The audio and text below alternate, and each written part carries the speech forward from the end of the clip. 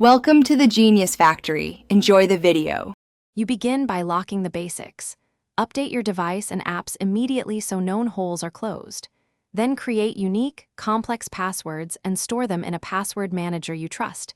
This prevents reuse attacks. Once done, enable MFA on email, banking, and key services to add a second barrier.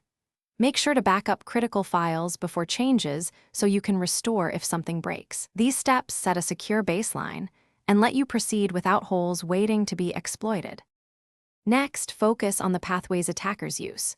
Secure your router, change default admin credentials, apply firmware updates, and prefer WPA3 or WPA2 AES encryption. When you're on public Wi-Fi, connect through a trusted VPN to encrypt traffic and always check the browser padlock before submitting credentials.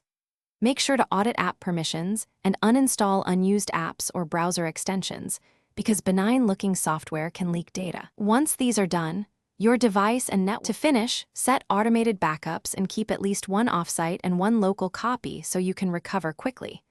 Monitor bank and account activity, enable alerts for unusual logins, and consider identity monitoring if you handle sensitive data.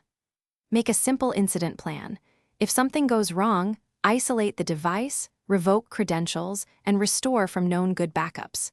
If you can't restore, a key troubleshooting tip is to boot from clean media and run full scans before reconnecting. That prevents reinfection during recovery.